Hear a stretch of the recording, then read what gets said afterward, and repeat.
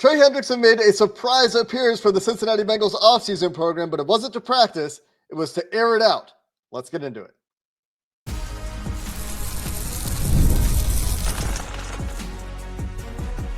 You are Locked On Bengals, your daily Cincinnati Bengals podcast. Part of the Locked On Podcast Network, your team every day. What up, Bengals fans, and welcome to another episode of the Locked On Bengals podcast on the Locked On Podcast Network, your team every day. We're on YouTube. We're everywhere you get your podcasts, and I'm Jake Lisco, along with James Rapien, your hosts of Locked On Bengals, covering the Cincinnati Bengals here daily since 2016. The everydayers already know that, and if you're not an everydayer yet, shout out to you if you are. You can hit that subscribe button to make sure you don't miss an episode of the Locked On Bengals podcast as this Trey Hendrickson contract drama saga continues, and I think will continue for some time. We're going to start the show there before we dive into some of the other notes from the open practice, and Trey Hendrickson certainly dominating the conversation with his surprise appearance on Tuesday. And today's episode is brought to you by FanDuel, where new customers will get $200 in bonus bets when your first $5 bet wins. And wanted to take a moment here to shout out all of you who make Locked On Bengals your first listen. James, let's dive in to the Trey Hendrickson remarks today. First off, a surprise that he shows up, that he's at Paycor at all. He walks out to practice in a polo shirt and some pants, obviously not participating in the practice, and then decides, or the team decides, I think more likely, that he's going to talk to the media on the field, on the practice field, which from an observer perspective who wasn't there today was a wild sequence of events. Yeah, I wasn't expecting to hear from Trey today. Obviously, we saw his statement yesterday. I didn't know he was going to be there. And then I saw him walking out, and I'd just taken video of Joe Burrow, and I'm like, all right, well, this is the first practice Joe Burrow's been at for media because of the gala last week, the regatta gala. Oh, wait, what was it? Anyways, don't answer. It was a joke. So I think it's a Friends reference, by the way. Not many of our listeners or viewers will get it. But I don't even get it. Yeah, a regatta gala. Anyways, Trey Hendrickson probably won't get it either. And Trey Hendrickson doesn't think that the Bengals get it. And clearly that's why he's here, he's frustrated and really frustrated. I think that part of it's the narrative element of it, a big part of it, wanted to clear the air, as you said, wanted to make things about as clear as possible. And we can dissect all of that. But before we do, yeah, it was a huge surprise that he showed up. And I think what Trey is doing now is he's searching for answers, trying to get answers. And whether you watch the video, and I posted it on social, it's literally 24 minutes. And I do think there's a lot of good information there. But I think he wants to make it clear, whether it came through or not, that, hey, this needs to be solved. There needs to be urgency. I don't know why there isn't urgency, but there needs to be urgency. We need to figure this out one way or another. And I think that's my main highest level takeaway before we get into quotes and different things that he said. Trey Hendrickson wants this resolved because it's not just that he's not happy with his current contract, because you could say that back to back to back years, really. I think he's at another level here where he's going to just miss and skip and be willing to do that. He didn't want the narratives about first round pick and all of these things to be floating out there for months. And so now this chapter may be closed. We might not be hearing a lot. Maybe we will. Maybe we'll hear from Trey Hendrickson next week. But we might not hear from Trey Hendrickson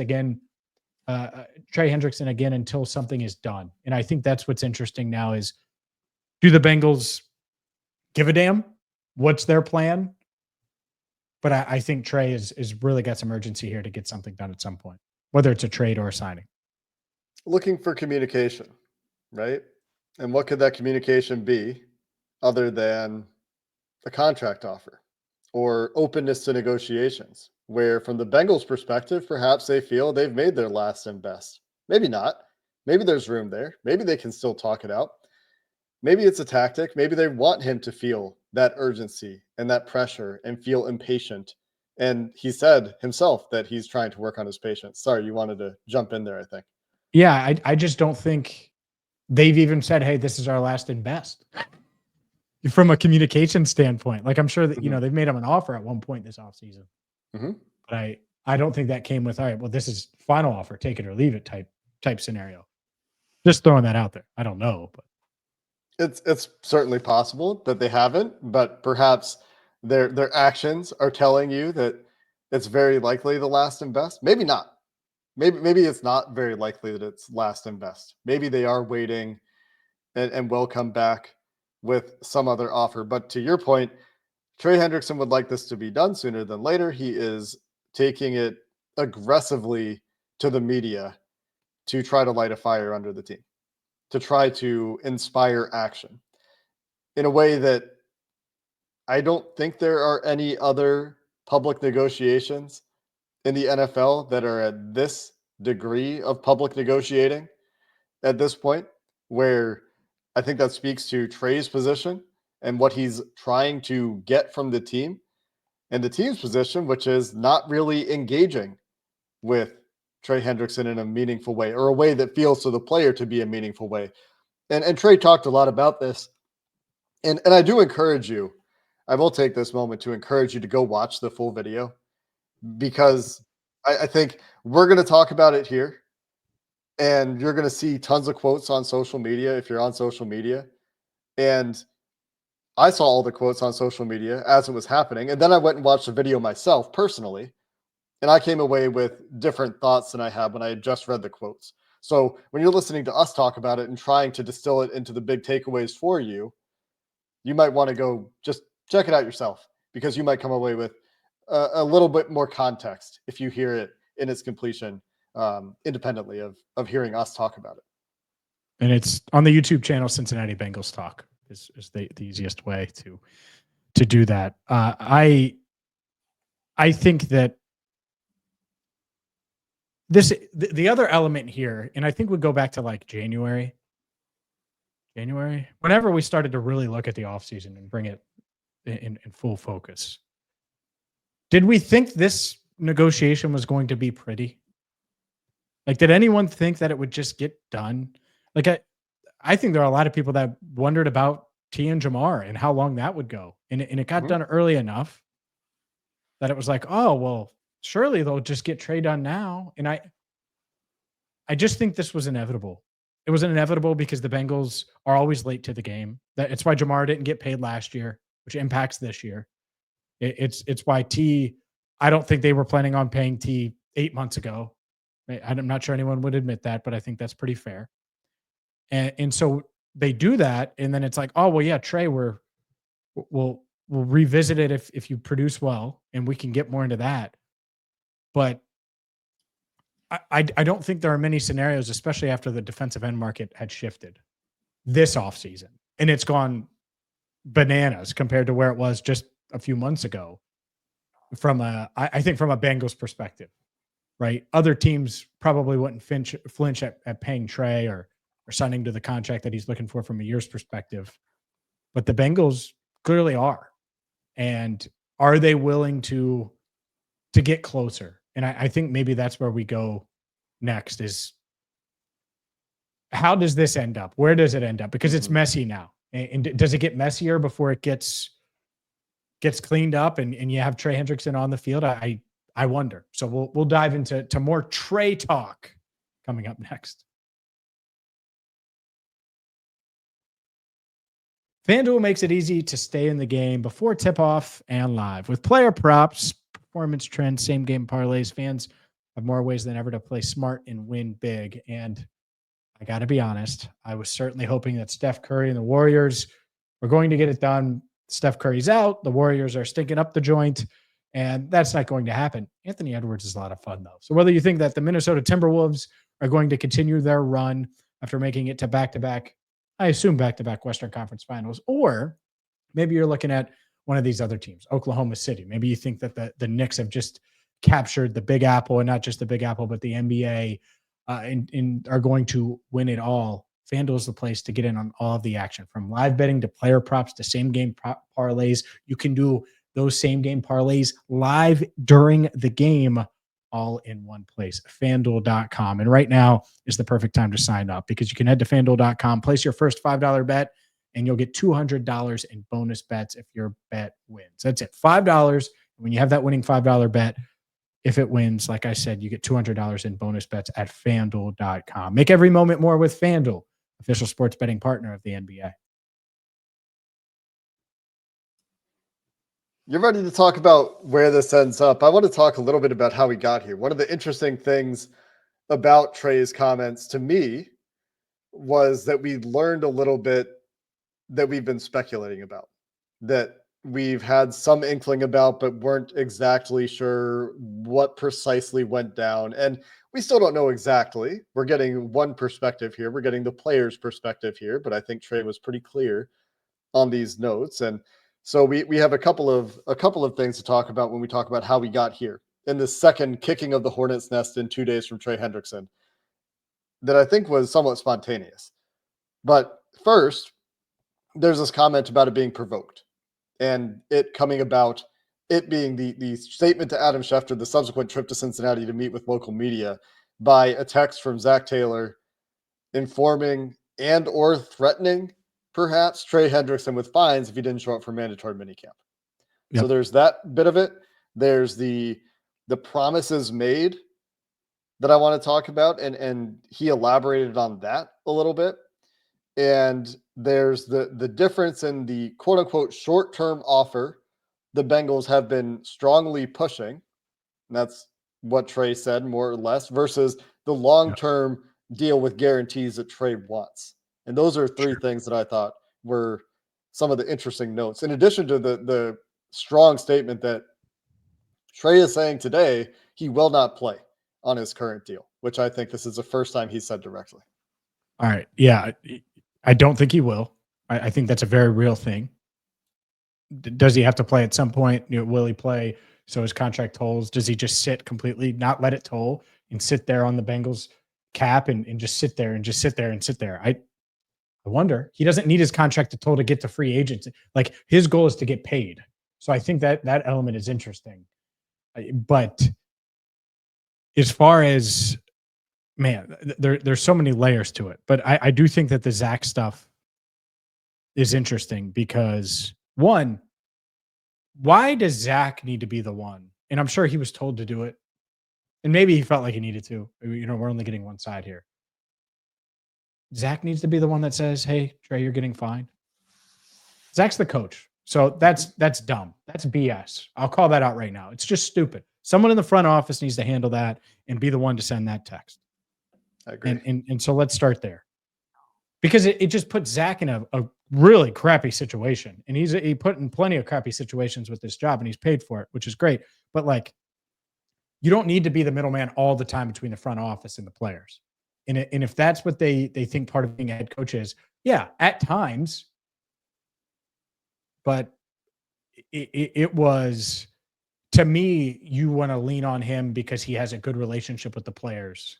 Mm-hmm. Not, hey, go discipline this guy and let him know that, hey, we're fine. I think that part is really, that's dumb. It's a dumb move by the Bengals if that's what they did. Now, maybe Zach went on his own and said it and was trying to make a point to his player. That's different. But I figured I'd point that out. I do wonder, though, what the strategy would be to tell Trey at this point.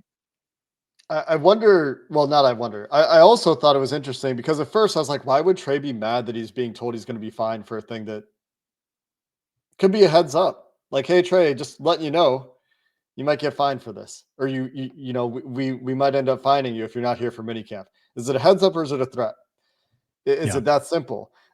Trey's elaboration on this point was that it feels like giving up. I don't know how many days are until mandatory minicamp. Trey said 20, he said 25, he said 30, he said different amounts of days. Whatever it is, it's ahead of time, right? And he felt like the assumption that it wouldn't get done by mandatory minicamp was disappointing, was assuming too much. That was part of what he said upset him. But even still, do you think that's it? He also said there was a quote unquote incident with Zach. Maybe it was just the fine, but Is that really why he's like changing his plans, flying to Cincinnati early, showing up at Paycor, talking to media, issuing a statement through Schefter? Or is there more to it? I wonder. Well, I think there's more there between him and Zach, clearly. I don't know what. He clearly didn't want to go there. I think that's a takeaway. He started to talk about it and he's like, I'm going to dial this back. Because I followed up. I tried. Because I was curious, like, why now? What changed? What is it? And it again, to me, and maybe it's because they lost Christian Sarkisian and now they have one less scout. I'm joking. But can't someone else send that text? Can't someone else do that? Hell, by the way, hey, Bengals, you want me to do it? Great. $1 million a year. I'll send all those texts. I'll handle it all. And I need permission to continue to do Locked On Bengals. That's it. That's pretty cheap, right? They're penny pinching on Trey Hendrickson, the NFL sack leader. They're going to pay a front office member $1 million a year. The best they can do is $5 lunch allowance a day. That's the best they got. Hey, that would be anyways, I'm not going to do that. But yes, that would actually have some currency inside Paycor. I do. So there was that. What were your other, I'm forgetting. You had certain things you wanted to hit on and I agreed. What was your second one? I am trying to remember the second one. I remember the third one was the difference between long-term and short-term. And so what the, I that have was something one on of that. them. Yeah. Let me speculate on that. You'll figure out the second one while I'm doing this. Promises Made was the other one. Perfect. So it'll go right together. So speculation on what I think the Bengals are offering versus what Trey wants. Speculation. Don't know. Mike Brown didn't call me. Duke didn't call me. Didn't hear from Trey on this. Don't know. All right. On one side, I think that the Bengals are offering Trey Hendrickson a 1-year extension. He took one before. Why wouldn't he do it again? He's already 30. He'll be 31. He's earned a year extension. I bet you the Bengals offer him like a year for 28. Maybe they get to 28. Maybe it's 26. I don't know. I think it's in the 20s. Trey is looking at this market, and I'm sure he wants 3 years. I don't even think the Bengals got to 2. Again, maybe I'm way wrong. I think that they're way off. Like these two sides are so far off. And that's where it gets more heated and he's frustrated. And it's like, what is going on? Because I think they're at like 1 year, 27 or 28. Speculation, not real. And I'm sure Trey wants 3 years, 35 million per, 33 million per. I'll give you a discount based on the market, 32 million per. And that is the Grand Canyon separates these two. Like maybe I'm way off, but if I had to guess, I would say Trey's like 3 years, 100 million. They're at like 1 for 28. And I'm just throwing out numbers. Please don't quote them or act like I'm reporting. But I do think that that's probably not that far off. What's your read? Well, think about the guys he kept mentioning. He mentioned Myles Garrett, Danielle Hunter, Max Crosby several times. And he shouldn't he mention those guys? And Crosby got 35 and a half. Garrett got 40 and Danielle Hunter got 35 and 600, just a little bit more than 35 and a half. I would say Max Crosby didn't get anything guaranteed beyond 2026. That is an entirely cuttable contract after 2027. I would offer that deal to Trey today, and Trey would not take it. There's no way. Is Trey opening him up to being cut for free in 2027? Because that's what Max Crosby did. He might. I don't think he is. If he does, great. Make that offer because that's free if you're the Bengals. It's just the same way that earlier in the offseason, I said there's no cost to giving him that third year. The dead money is so minimal. But if they can't even get to the second year, then getting into the third year would be tough. I don't think they would offer him the Max Crosby deal today. And I get it. It's a lot of funny money that juiced up the numbers. I don't think they would. I don't know what they're doing. I mean, it's literally pay as you go. Those are all team options with zero dead money dollars, not just low dead money dollars, zero dead money dollars in those extra years for Max Crosby. Yeah. That's the interesting thing about it, because again, speculation. Do we really think the Bengals are offering 2 years? Like, I don't. Well, right. That's what I'm saying. Like, if they're not even getting to 2, Yeah. then you're talking about a chasm to get to 3. Let's finish this up. We got to talk about the promises that were made to Trey. He specifically mentioned last July, he referenced the explosion of the edge rusher market as well, and did not apologize for his colleagues getting paid. And we did get one bit of good news at this practice as well. Demetrius Knight making it onto the field. We'll finish with those notes coming up next.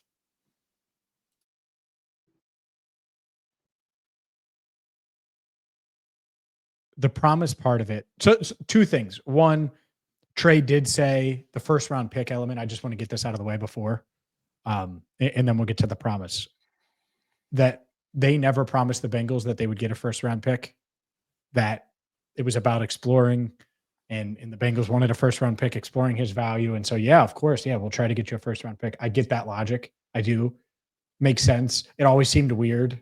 Like, oh yeah, we promised we'll get you a first round pick. It's not like his agent can go to the Colts and say, hey, will you give up 14 for me? Like it just doesn't, it's really not how it works. It's like, oh, well, let's work on a deal. And then you call the Bengals and work on your side of the deal. So there's that. The promise part of it, I think, is interesting because in July, I'm sure the Bengals looked at it and said, hey, we're going to get Jamar done this year. T's walking. Trey, play well, and we'll get you paid. I think that's probably how they felt. Like, I think they were really open to it, I'm sure, this time last year. And then circumstances changed, and not just changed with T. And obviously they didn't get Jamar done, but then the edge market changes and the Bengals are in one spot and the edge market shifts. And that puts them in a tough position. That puts Trey in a unique position. And so I get why this is here now. I would have sped the process up and found a result or an answer one way or another if I'm the Bengals much sooner. But yeah, the promise thing, what did you make of that? Because that's obviously been a big topic and was for Trey as well. Well, what you're just talking about there underlines this chronic issue of the Bengals just waiting too long, and then everything costs them more. And then they find themselves in these spots where they feel pressed for giving the extra money, or they find themselves needing to pay more than they have to pay. And so, like, that's an age-old problem that we've beat to death. But I thought it was interesting that as Trey was talking about it, he's saying he's essentially framing this as like, yeah, the organization could say they've done right by me. They didn't get specific. We didn't talk about number of years. We didn't talk about the amount of money. We couldn't predict where the edge market was going. And that's where the quote about not apologizing for the defensive end market prices going up came from. But I'm of 2 minds here. One, like you said, circumstances change. Mm-hmm. And at the time they had that conversation, T definitely wasn't in their future plans. Nobody thought T was in their future plans at that point. And so if you're talking about paying Hendrickson and Jamar this offseason, okay, that probably to the Bengals at the time seems really reasonable. And I'm not excusing them. They still have the money to get this done with Trey. In its future years, I think they're worried about more than this year or next year. Agreed. But this idea that it's hard, right? Because teams will say a lot of things at a lot of times, and then things change. And when conditions change like that, Hendrickson sees it change one way, and the Bengals see it another way.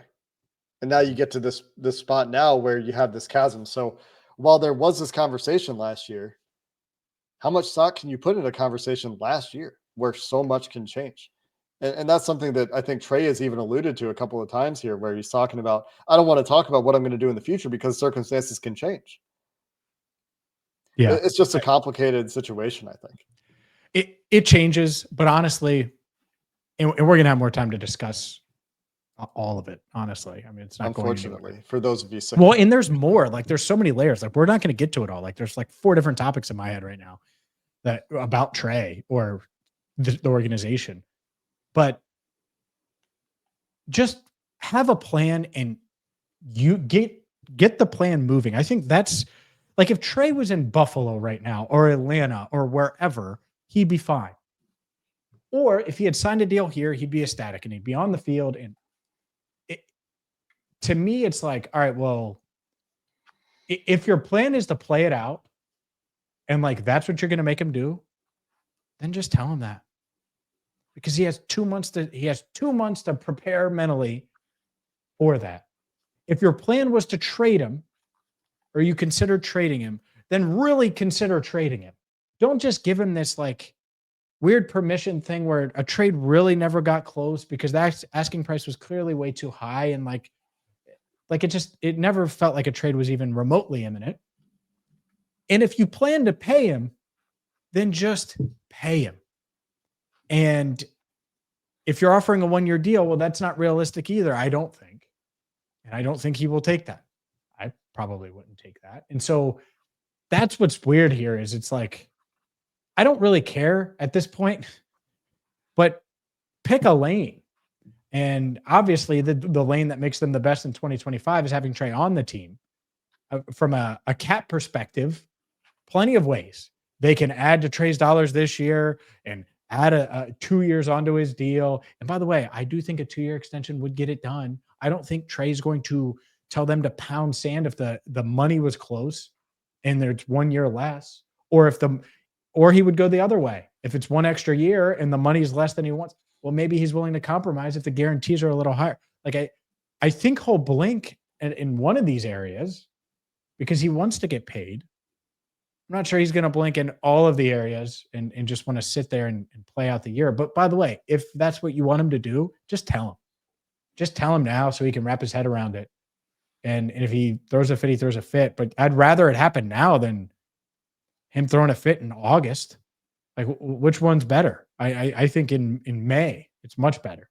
Well, that's where you have this is our last and best. And if that's not going to do it, the alternative is this. You can't sit out the entire year. Then you're just stuck. But it's well, couldn't he sit out the entire because he doesn't need his contract at all. He'll just sit there on their cap. Just sit there. Couldn't he? I mean, I think I have to look into it. My understanding currently is that if he just doesn't play the season, the contract year does not count, and he's still under contract with the Bengals. Sure, he elects to sit out. But then he'd be like, "All right, well, I'm an $18 million cap hit next year," and he just sits there. Like, but he's not collecting that money either. So, well, he's rich. There's a game of chicken there. Yeah, it's just like, why is it always this? Oh yeah, like that's a challenging question, right? pain in that. Like, if they had just traded Trey, did I necessarily agree? Like, is that something I would have said in January or February? Like, no, I would have paid Trey, but I could get it. Like, you could sell me on it. Like, you could sell me on the vision. You better get the draft picks right. You better use that money in free agency. You better you could sell me on it.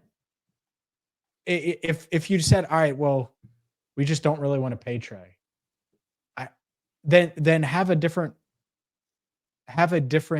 message in these public forums, because at least in the public, that hasn't been the case.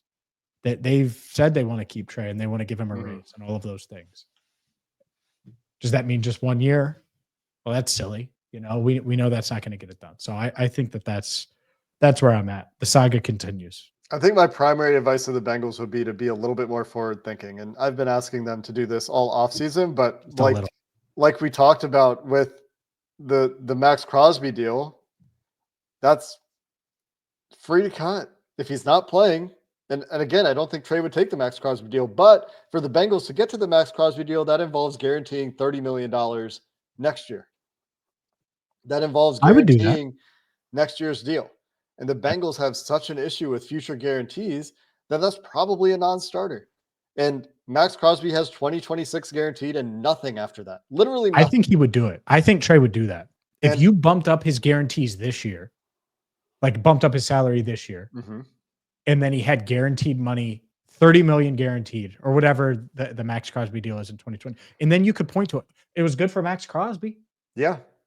Like, then if you're the Bengals, then you could be like, all right, well, what do you want me to do, Trey? Like, what do you want us to do? Because Max Crosby is younger than you. And I think he would. I don't know. I'm speculating on the years and but I think he probably takes that because it's 2 years of money. That's a lot of money, man. And if he's still playing well, he's going to get more money. And they have this obstacle of guarantees and this obstacle of years, Oh, and there are ways to do it. And maybe Trey would just say no, but obstacles, fake obstacles. they're self-imposed. I did do a little Twitter poll on this and got 2,500 answers so far. Mm-hmm. Who are you most upset with in the Trey Hendrickson contract dispute? 51% right now say Bengals front office. 30% say both Hendrickson and the Bengals front office. Both of them are just doing a terrible job here. 11.5% say I'm not really upset with anybody. I understand both sides, or I just can't be bothered to care. And 8% land on the player side. 8% think Hendrickson is the fault. I will say that a lot of people replied and said it's Hendrickson's agent, and I don't think you can differentiate those two things. No, that's Trey. Yeah, but I don't know how those people voted. So if you think it was the agent and you didn't vote because the agent wasn't an option, I don't know about that. But out of the 2,500 people, I think that's a pretty clear split. You said 2,500? 2,500 votes, yeah. Yeah, if only we could get $1 for all of those 2,500 and then put that towards Trey's guaranteed money, we'd be 2,500. Oh. Need a little bit more than 2,500 votes. Honestly, maybe that they said, hey, we'll give you an extra $2,500 guarantee. So we weren't expecting to spend the entire episode here on Trey Hendrickson. We thought it would be a lot of our conversation. Do want to throw in the notes here. Demetrius Knight is back at practice. He tweeted at himself in response to the less than reputable account that claimed there were issues with the injury protection waiver the Bengals have for rookies. Shamar Stewart, however, still sitting out, perhaps because, and this is Kelsey Conway reporting on this now as well, something to do with the injury protection waiver that the Bengals have. We still have no clarity on whether the Bengals are actually an outlier in terms of the injury protection offered to rookies before they've signed their rookie deals. And until we have that clarity, it's hard for me to come down hard one way or another here. This could just be the agent being a little bit weird about one word in the waiver that is weird language to him, where no one else seems to have a problem with it. It's the first time it's happened. It's only going on for one player. So I don't think that we know the full story there, but Shamar Stewart continuing to not practice on Tuesday. Yeah. I think we'll have to dive into this a bit more on our next show because there's a lot there. Well, next show is going to be the schedule. Oh, that's right. So, all right. So Thursday, we'll come back Thursday. to the topic. If Shamar Stewart isn't on the practice field this week and we don't get wind of that, then there's going to be a Shamar Stewart episode coming your way, at least a segment about that. But yeah, the schedule. No international games, Jake. What I'm rooting for, two things. Green Bay in September, Miami in November, December. Let's do it, baby. Or January, but probably not because they're just going to do AFC North games in January. Because they'll have 2 games in January, right? And no Christmas game, by the way. I don't want a Christmas game. If that happens. Are there multiple Christmas games? Because I thought I saw the Christmas game was announced. There's a couple. Oh, yeah. Couple. So we will find that out tomorrow. We will have your reactions tomorrow. The Bengals have the least travel. We already know that. The least travel of any team because they do not have an international game in 2025. That's going to do it for this episode of the Locked On Bengals podcast. Thanks for listening. And until next time, Hoo Day, and have a good one.